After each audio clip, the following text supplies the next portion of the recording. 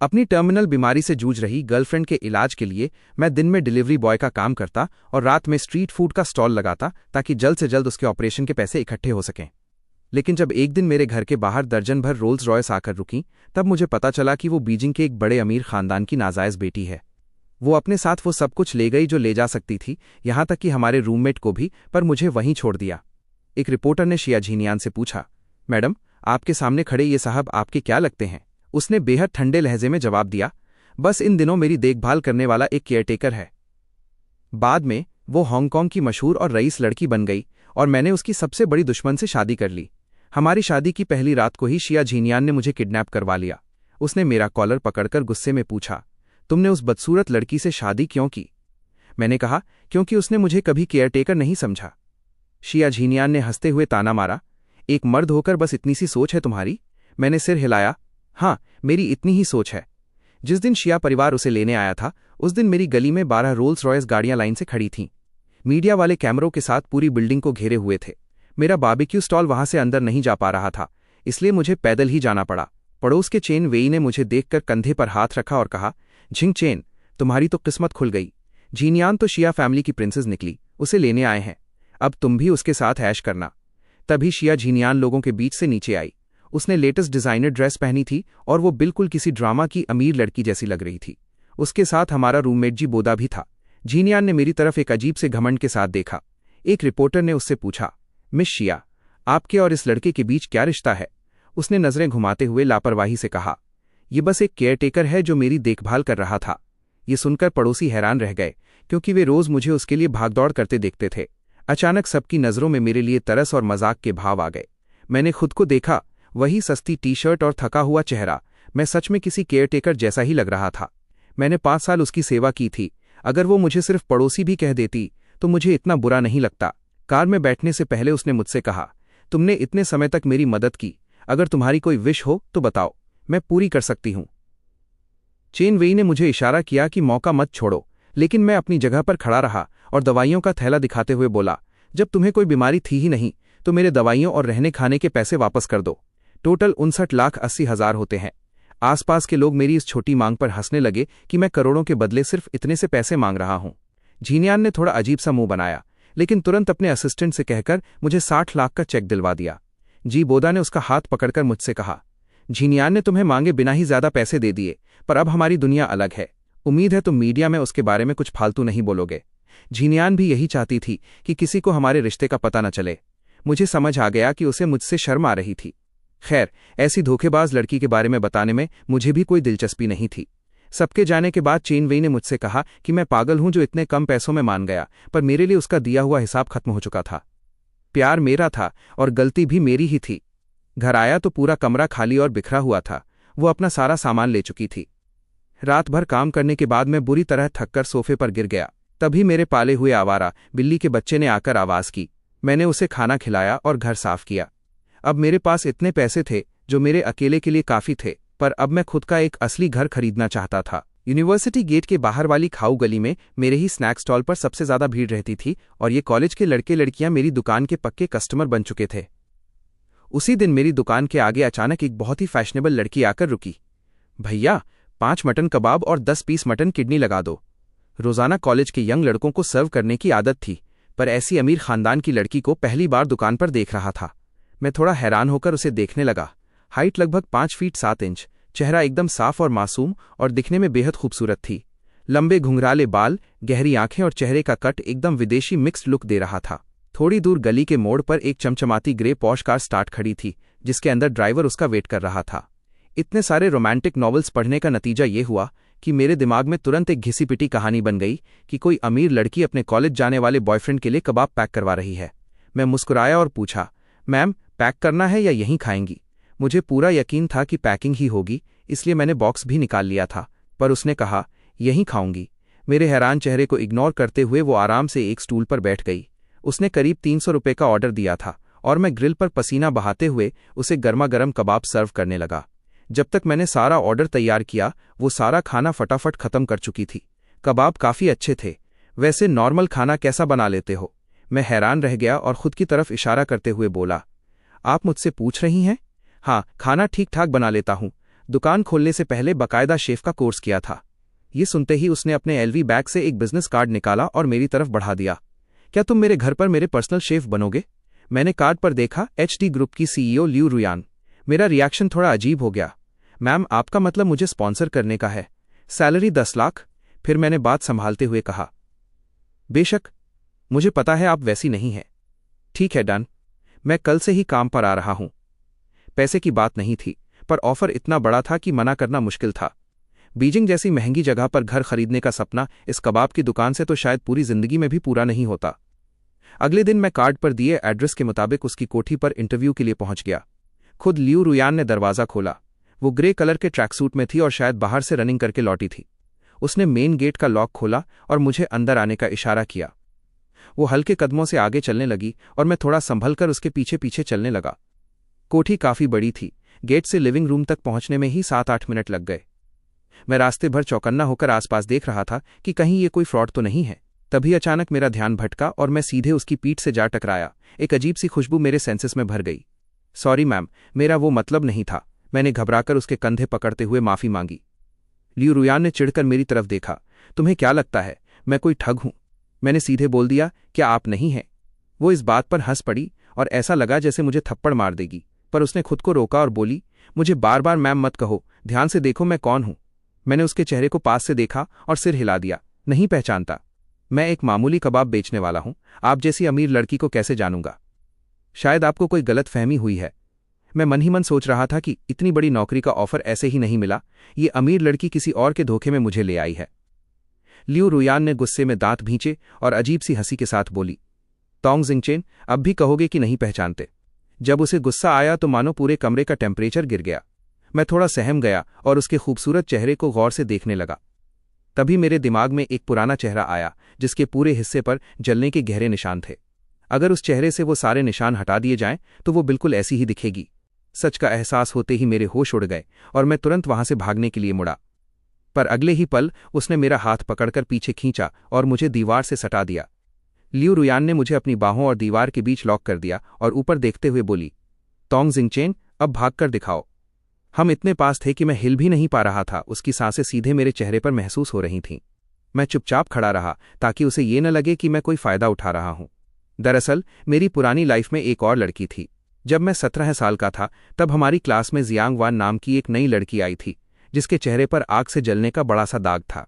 Class के बाकी बच्चे उससे डरते थे, उसे अकेला छोड़ देते थे और कैंटीन में भी कोई उसके साथ नहीं बैठता था। पीठ पीछे सब उसे बदसूरत कहते थे।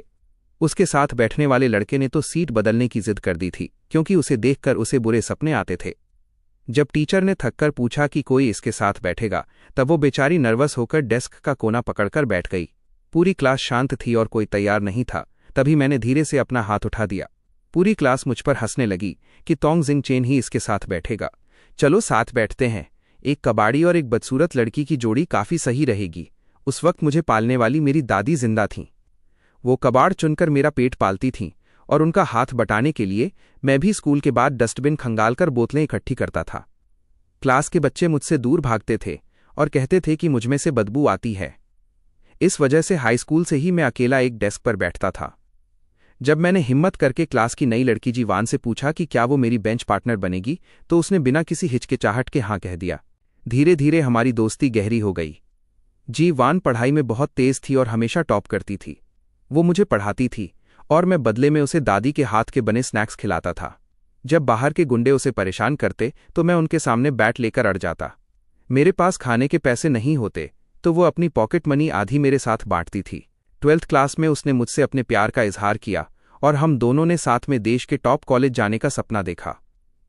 लेकिन कॉलेज के एडमिशन की आखिरी रात को एक 5 स्टार होटल में काम करते हुए मैंने जी वान को उसके परिवार और एक अमीर लड़के के साथ देखा। उनके पेरेंट्स बात कर रहे थे कि इलाज के लिए जी वान को विदेश भेजा जाएगा और लौटकर दोनों की सगाई कर दी जाएगी। अपने इस कबाड़ी वाले बैकग्राउंड और गरीबी की वजह से मैं हीन भावना से भर गया। मैंने चुपके से अपना कॉलेज बदल दिया और उसे मैसेज भेज दिया कि मुझे किसी और से प्यार हो गया है। उसके बाद मैंने उसका नंबर ब्लॉक कर दिया और हमेशा के लिए गायब हो गया। अब सालों बाद जब शिया झिनियान के अमीर खानदान की खबर मीडिया में आई और टीवी पर मेरी तस्वीर दिखी तब जाकर जीवान को मेरा पता चला। आज वो मेरे सामने खड़ी गुस्से में चिल्ला रही थी, तुमने जिस दूसरी लड़की का बहाना बनाया था क्या वो शिया झीनियान थी? मैंने उसका हाथ झटकते हुए कहा। अब इस बात से क्या फर्क पड़ता है, हमारा ब्रेकअप हो चुका है। मेरी बात सुनकर वो भड़क गई। क्या मैं कोई फालतू चीज हूं जिसे तुम जब चाहो छोड़ दो? तभी विला का दरवाजा खुला और वहां से सफेद सूट पहने एक बेहद हैंडसम लड़का बाहर आया। ये वही लड़का था जिसे मैंने सालों पहले होटल में जीवान के साथ देखा था। मुझे लगा कि ये उसका मंगेतर है और अब भी उसे लेकर मुझसे लड़ने आया है। लेकिन उस लड़के ने बाहर आते ही एक्साइटमेंट में कहा, दीदी, आखिरकार आपने तोंगू झिंगचेन को ढूंढ ही लिया। जीवान ने मेरी तरफ देखते हुए कहा, ये शिया फैमिली का छोटा बेटा शिया जीशुआन है। इससे पहले कि वो कुछ और कहती, उस लड़के ने मेरा हाथ पकड़ लिया और बोला, मुझे पता है, आप दीदी के बॉयफ्रेंड हो ना? मैं हैरान रह गया कि जीवान ने सबके सामने मुझे अपना बॉयफ्रेंड मान रखा था। असल में शिया झीनियान जब मेरे साथ थी तो वो बिल्कुल ठीक थी, लेकिन बाद में उसका एक एक्सीडेंट हो गया था। उसे लगा कि उसकी सौतेली माँ उसे मारना चाहती है, इसलिए उसने खुद को सेफ रखने के लिए बीमार होने का नाटक किया था। मुझे इस सच का पता नहीं था, इसलिए मैं दिन रात मेहनत करके उसकी महंगी दवाइयों के पैसे भरता रहा। मुझे लगा कि बॉयफ्रेंड होने के नाते ये मेरी जिम्मेदारी है, पर वो सिर्फ नाटक कर रही थी। और जब उसके अमीर दादा उसे लेने आए तो उसने मीडिया के सामने मुझे सिर्फ एक नौकर या केयरटेकर बता दिया। ये सब सोचते हुए मैंने उम्मीद भरी नजरों से जीवान की तरफ देखा। मुझे लगने लगा था कि शायद मैंने सालों पहले उसे समझने में कोई बहुत बड़ी गलती की थी। तभी शिया जीशुआन ने मेरे कान के पास आकर धीरे से कहा, भले ही दीदी तुमसे प्यार करती हो, लेकिन उनके परिवार ने मेरे साथ ही उनका रिश्ता तय किया है। अपनी हैसियत देखो, तुम आज भी बदबूदार बारबेक्यू बेचने वाले ही हो। उसकी बात सुनकर मैंने झटके से अपना हाथ पीछे खींचा, लेकिन उसने ऐसा नाटक किया जैसे मैंने उसे धक्का दे दिया हो। वो जमीन पर गिर गया और मासूम चेहरा बनाकर बोला, भैया, आपने मुझे धक्का क्यों दिया? मुझे लगा कि अब वही घिसा पिटा ड्रामा होगा जहां जी वान उस लड़के की साइड लेकर मुझ पर गुस्सा करेगी। लेकिन जी वान ने जमीन पर पड़े उस लड़के को घूरते हुए कहा, तुम्हें क्या लगता है मैं अंधी हूं? उसने तुम्हें छुआ तक नहीं, क्या बकवास एक्टिंग कर रहे हो? मैंने पहले ही मना किया था कि मेरे घर मत आना, और अब मेरे बॉयफ्रेंड के सामने ये सब नौटंकी बंद करो। ये कहकर उसने मेरा हाथ पकड़ा और बाहर खड़े शिया जीशुआन को वहीं हैरान छोड़ते हुए मुझे घर के अंदर ले गई। लियू परिवार का लिविंग रूम बहुत बड़ा था, जहां सारे नौकर अपने अपने काम में लगे हुए थे। किसी ने भी मुझ जैसे अचानक आए मेहमान की तरफ मुड़कर नहीं देखा। जी वान ने खुद मेरे लिए पानी का एक गिलास लाया और मुझे बैठने के लिए कहा, झिंगचेन, मुझे सच सच बताओ, तुमने सालों पहले जो मैसेज भेजा था वो झूठ था ना? तुमने किसी और से प्यार नहीं किया था? मैंने उसकी आंखों में देखते हुए कहा, वो मैसेज तो झूठ था, पर उसके बाद मुझे सच में किसी और से प्यार हो गया था। भले ही शुरुआत शिया झीनियान ने की थी, पर मैंने 5 साल उसकी देखभाल की तो कुछ न कुछ फीलिंग्स तो जुड़ ही गई थीं। मैं अपनी लाइफ के फैसलों से मुकरता नहीं, भले ही नतीजा ये निकला कि मैं गलत इंसान के चक्कर में था। बातों बातों में मुझे पता चला कि शिया जीशुआन दरअसल शिया झीनियान का सौतेला भाई है। जी वान की उसके साथ कोई सगाई नहीं हुई थी, वो सब बस दोनों परिवारों के बड़ों की अपनी जिद थी। खैर, अब मैं लियू परिवार के घर पर ही जीवान का पर्सनल शेफ बनकर रहने लगा था। उसने मेरे रहने के लिए अपने कमरे के ठीक बगल वाला कमरा दिया था, लेकिन जब मैं रात को अपने कमरे में गया तो वहां का नज़ारा देखकर हैरान रह गया। बेड पर ओढ़ने के लिए एक कंबल तक नहीं था।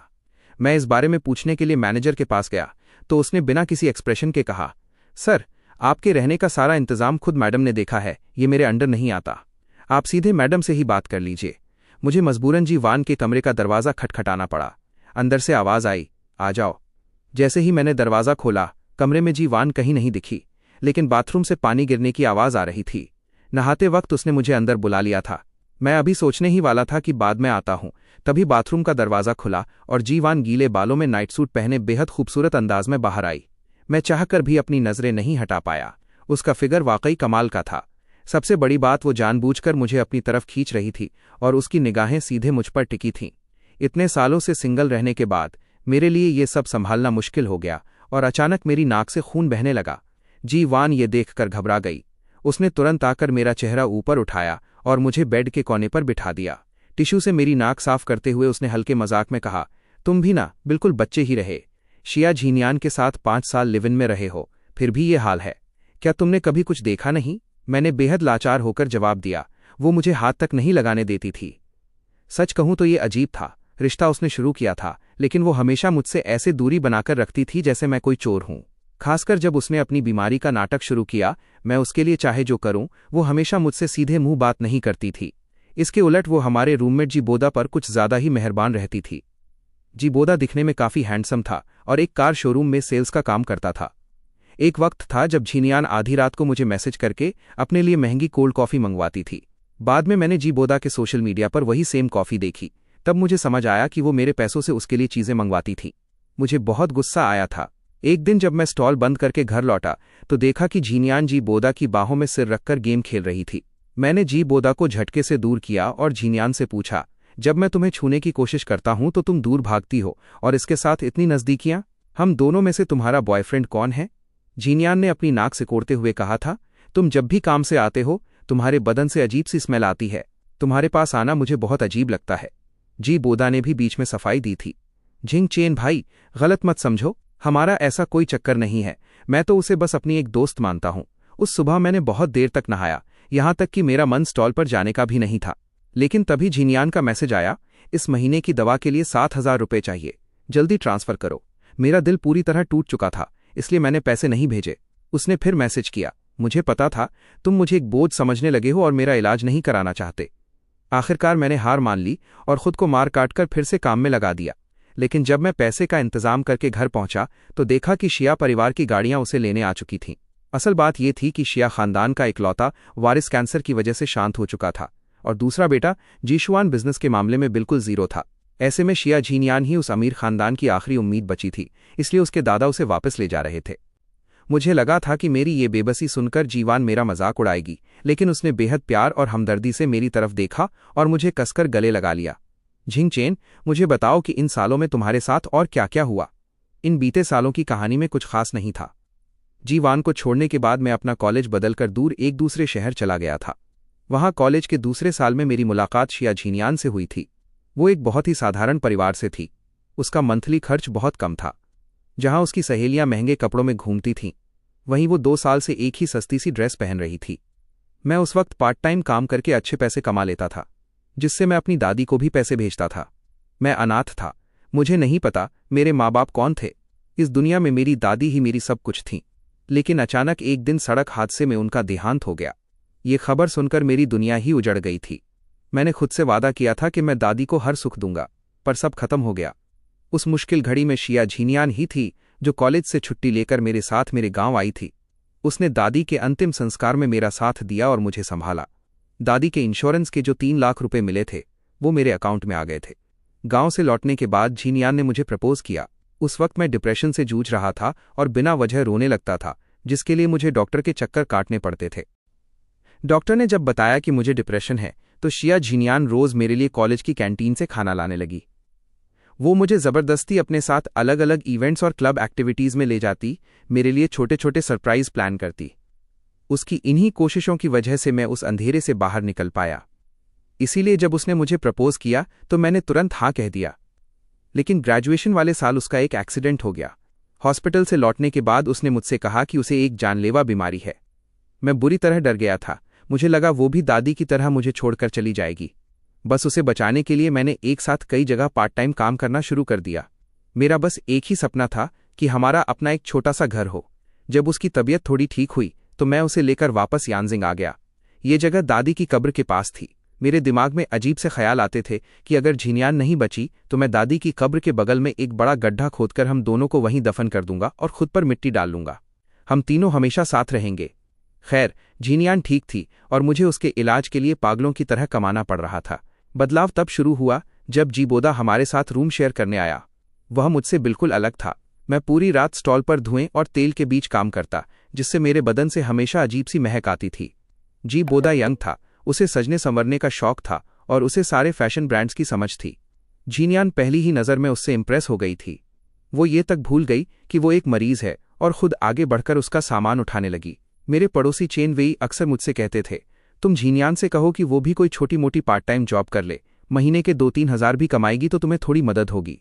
तुम अकेले कितना घिसोगे? मैं सिर हिलाकर मना कर देता, उसकी तबीयत ठीक नहीं रहती, मैं मेहनत कर लूंगा। चेन वेई चिढ़कर बोलते, तबीयत ठीक नहीं है फिर भी जीबोदा का सामान उठा रही थी। पिछली बार जब तुम्हारा बारबेक्यू स्टॉल रास्ते में खराब हुआ था तब वो तुम्हारी मदद करने क्यों नहीं आई? मैंने चेन वेई से झूठ बोला था कि मैंने उसे बुलाया ही नहीं था। सच तो ये था कि मैंने झीनियान को एक के बाद एक कई फ़ोन किए थे, पर उसने एक भी नहीं उठाया। जब मैं घर पहुंचा तो देखा कि जीबोदा का बर्थडे था और घर पर बड़ी सी पार्टी चल रही थी। झीनियान ने उस पार्टी में जीबोदा को 8,000 से ज़्यादा का ब्रेसलेट गिफ्ट किया था। जब मैं फ़ोन कर रहा था तब उसका फ़ोन सोफे पर रखा था और उसके दोस्त हूटिंग कर रहे थे कि झीनियान खुद अपने हाथों से जीबोदा को वो ब्रेसलेट पहनाए। ये सब मुझे बहुत बाद में सोशल मीडिया पर एक वीडियो के जरिए पता चला था। एक बार मैंने झीनियान से कहा था, क्या तुम मेरे साथ मार्केट चलकर बस पैसे संभालने में मदद कर दोगी? बहुत भीड़ होने पर कुछ कस्टमर बिना पैसे दिए भाग जाते हैं। तुम्हें ज्यादा देर नहीं रुकना होगा, बस रश ऑवर में मदद चाहिए। इस पर उसने मुझ पर चिल्लाते हुए कहा, कोई अपनी जानलेवा बीमारी से जूझ रही गर्लफ्रेंड को काम पर भेजता है क्या? सच में तुम्हारा दिमाग घुटनों में है? पहले पैसे लिया करो, फिर खाना दिया करो, कोई नहीं भागेगा। बाद में एक रात कुछ शराबी कस्टमर्स के बीच एक लड़की ने नशे में धुत होकर पीछे से मेरी टी शर्ट उठाकर मेरी पीठ पर हाथ फेर दिया। मामला पुलिस स्टेशन तक पहुंच गया। जब उस लड़की का नशा उतरा तो वो मुकर गई कि वो तो बस मेरे पीछे से टिश्यू पेपर निकाल रही थी। उसने हंसते हुए कहा, अंकल, अपनी शक्ल देखी है? मुझसे 5 साल बड़े हो, मैं पागल हूं जो आपके साथ बदतमीजी करूंगी? तभी झीनियान वहां पहुंची। उसे मुझ पर गुस्सा आ रहा था और शर्म महसूस हो रही थी। वो मुझे खींचकर घर ले आई। घर आकर जीबोदा ने भी ज्ञान दिया, झिंगचेन भाई, शायद आपको गलतफहमी हुई है। लड़कियों के पास बॉयफ्रेंड्स की कमी नहीं होती। ऊपर से आपके बदन से हमेशा धुएं की स्मेल आती है, कोई लड़की आपको क्यों छुएगी? झीनियान ने गुस्से में मुझे बाथरूम की तरफ धकेला। जाओ, पहले ढंग से नहा कर आओ। मुझे साफ दिख रहा था कि उसका बर्ताव मेरे लिए बदल चुका है। वो अब कॉलेज के दिनों की तरह स्टैंड नहीं लेती थी। मैं उसे अपनी आंखों के सामने बदलते देख रहा था, पर कुछ नहीं कर पा रहा था। जीवान को छोड़ने के बाद मेरी जिंदगी वाकई नरक बन चुकी थी, खासकर ये जानने के बाद कि उसकी कोई सगाई नहीं हुई थी। मैं खुद को एक गुनहगार की तरह महसूस कर रहा था। जीवान ने मेरे चेहरे को अपने हाथों में लिया और अपनी आंखों में देखने के लिए मजबूर किया। तुम गलत सोच रहे हो। तोंगू झिंगचेन किसी के भी बिना एक शानदार जिंदगी जी सकता है। वो कभी किसी से कम नहीं था, चाहे वो स्कूल के दिनों में दादी की मदद के लिए कबाड़ चुनने वाला झिंगचेन हो या स्टॉल लगाकर अपनी गर्लफ्रेंड के इलाज के लिए रात दिन एक करने वाला झिंगचेन। तुम हर रूप में बेमिसाल थे। वो शिया झीनियान ही बेवकूफ थी जिसकी किस्मत खराब थी। उसे एक दिन एहसास होगा कि उसने कितनी अनमोल चीज खो दी है। क्या सच में ऐसा था? पहली बार किसी ने मुझसे कहा था कि मैं कमाल का हूं, और वो भी मेरी एक्स गर्लफ्रेंड ने। मैंने उत्सुकता से पूछा, पर तुम जीवान से लियू रुयान कैसे बन गई? और तुम्हारा ये चेहरा? लियू रुयान ने मुस्कुराते हुए कहा, मेरी कहानी बहुत सिंपल है। जब मेरे पेरेंट्स का डिवोर्स हुआ था तब मैं छोटी थी और कोर्ट ने मुझे मेरी माँ को सौंप दिया था, इसलिए मेरा सरनेम मेरी माँ पर था। बाद में जब वो दोनों फिर से साथ आ गए तो मैं वापस लियू परिवार में आ गई और मेरा नाम बदल गया। मैंने उसके चेहरे की तरफ देखा तो उसने हल्के अंदाज में अपनी एक पुरानी फोटो दिखाते हुए कहा, यह चेहरा मैंने अपनी माँ के यंग दिनों की फोटो देखकर कस्टमाइज कराया है। कई सर्जरी और ट्रीटमेंट के बाद ये ऐसा बना है। बताओ कैसी लग रही हूँ? सही है ना? चलता ही नहीं बल्कि एकदम परफेक्ट है। सामने खड़ी लियू रुयान उस फोटो वाली औरत से कम 70% मैच कर रही थी। शायद यही उसका असली चेहरा था। लियू रुयान के पर्सनल शेफ के तौर पर काम करते हुए मैंने सबसे ज्यादा जो डिश बनाई थी वो थी sweet and sour pork ribs. कई दिनों तक बिना कोई चेंज किए मैंने इसे इतनी बार बनाया कि अब मैं इसमें एकदम प्रो हो चुका था। मुश्किल से आधा घंटा लगता और डिश रेडी। सच कहूं तो महीने के 1 लाख रुपए लेने में मुझे थोड़ी झिझक होती थी, खासकर तब जब वो रोज घर लौटते वक्त मेरे लिए कुछ न कुछ लाती थी। कभी महंगी घड़ी, कभी ताजे फूल, तो कभी ऑक्शन से खरीदे हुए बेशकीमती एंटिक पीसेज। अगर मैं मना करता तो वो जबरदस्ती मेरे हाथ में थमा देती। लगातार आधा महीना ऐसा चलने के बाद आखिर मुझसे रहा नहीं गया और मैंने लियू रुयान से कहा, वैसे मुझे दूसरी चीजें भी बनानी आती हैं, जैसे shrimp steamed egg, royal tofu या फिर रेड स्ट्यूड हेयरटेल मछली। लियू रुयान उस वक्त स्टडी रूम में किसी फाइल को निपटाने में बिजी थी। मेरी बात सुनकर उसने सिर उठाया और मेरी तरफ देखा। अगर तुम वाकई कुछ अलग करना चाहते हो तो मेरे साथ एक बैंक्वेट में चलो। मैंने हैरान होकर अपनी तरफ उंगली उठाई। मैं? लियू रुयान ने हाँ में सिर हिलाया तो मैं तुरंत उदास होकर बोला, पर मेरा लुक वहां के लिए ठीक नहीं रहेगा। लियू रुयान सीधे खड़ी हुई और मेरा हाथ पकड़कर बाहर ले जाते हुए बोली, किसने कहा? हर किसी का एक क्लासी साइड होता है, बस उसे निखारने के लिए पैसों की जरूरत होती है। लियू रुयान मुझे स्टाइलिंग के लिए ले गई, नए कपड़े दिलाए और देखते ही देखते मैं पूरी तरह बदल गया, एकदम हैंडसम और फैशनेबल। पता चला कि हम बीजिंग के जाने माने एलिट डोंग फैमिली के बड़े बुजुर्ग के 70वें बर्थडे सेलिब्रेशन में जा रहे थे। वहां अचानक मेरी मुलाकात शिया झिनियान से हो गई। इस बार उसके साथ जीबोदा नहीं बल्कि उसका भाई शिया जिक्सुआन था। जब जिक्सुआन ने मुझे लियू रुयान का हाथ थामे देखा तो उसकी आंखें गुस्से से लाल हो गईं। शिया झिनियान का भी यही हाल था। वो मुझे इतनी हैरत से घूर रही थी जैसे कभी मैं उसे देखता था जब शिया फैमिली उसे वापस ले जाने आई थी। पिछली बार पोल खुलने के बाद अब जिक्सुआन ने शरीफ बनने का नाटक छोड़ दिया था। उसने तंज कसते हुए कहा, रुयान दीदी, क्या आप सच में मेरे जैसे को छोड़कर इस बारबेक्यू बेचने वाले के साथ रहने वाली हैं? मैं इससे कहीं ज्यादा स्टैंडर्ड रखता हूं, ये आपको दे ही क्या सकता है? लियू रुयान मुस्कुराई। तुम 24 साल के हो चुके हो ना? आज तक खुद का 1 रुपया भी कमाया है। और रही बात स्टैंडर्ड की, तो वो क्या है? तुम्हारा खानदान? जिक्सुआन का चेहरा उतर गया। अच्छे खानदान में पैदा होना भी तो एक एडवांटेज है ना? लियू रुयान ने हाँ कहा।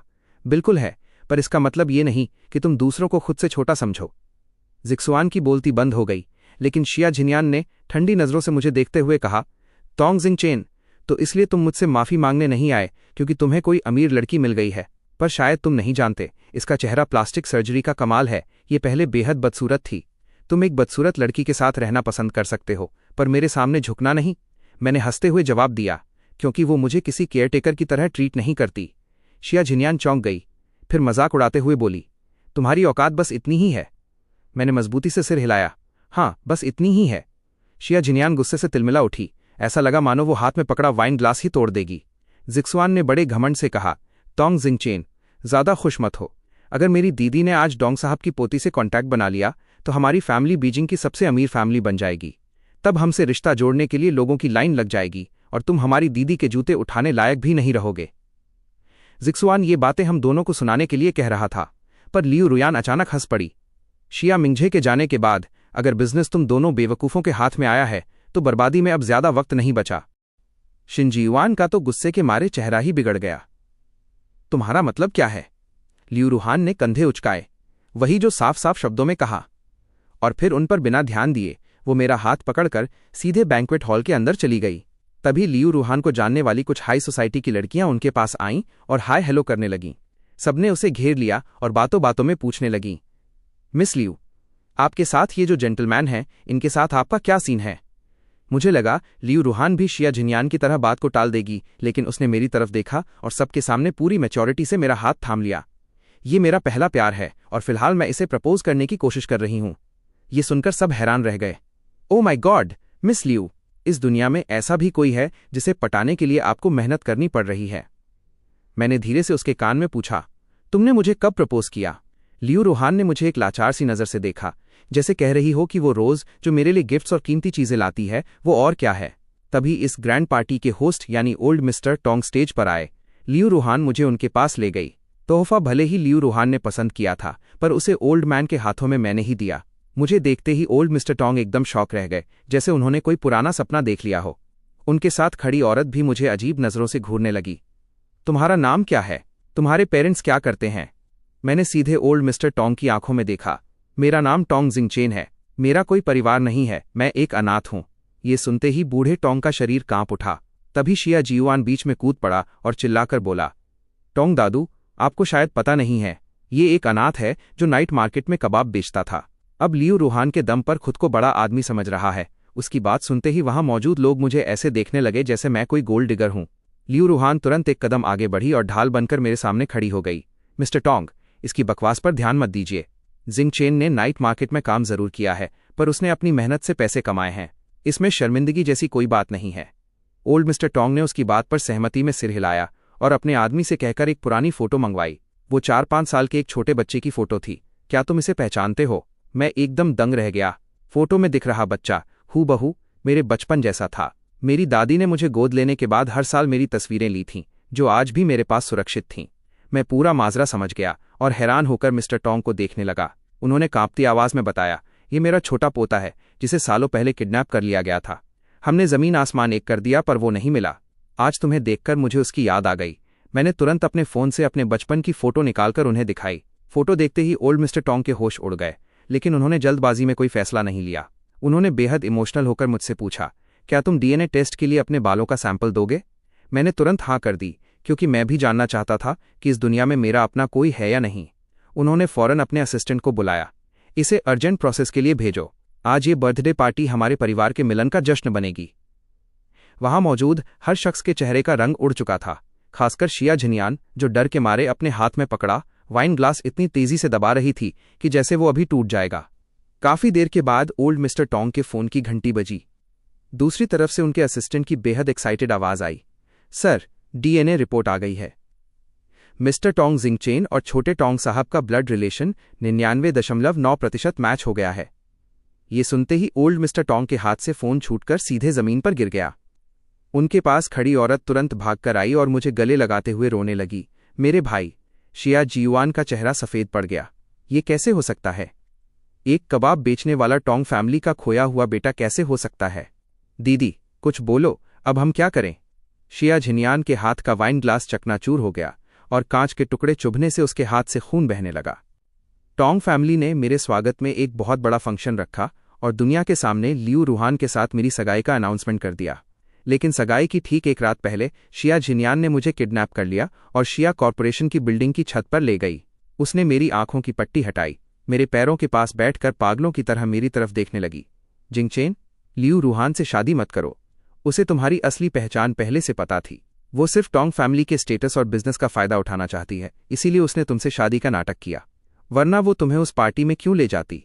उसने जानबूझकर तुम्हें ओल्ड मिस्टर टोंग के सामने किया। मैं मुस्कुराया। अगर मेरी पहचान से उसे फायदा होता है तो मुझे कोई प्रॉब्लम नहीं है। ठीक वैसे ही जैसे जब तुम मेरी गर्लफ्रेंड थी तब मैं तुम्हें रानी बनाकर रखने को तैयार था। शिया झिनयान बिल्कुल सुन्न रह गई। कुछ देर बाद वो हैरान होकर बोली, तुम्हें जरा भी फर्क नहीं पड़ता कि उसका प्यार मतलबी है?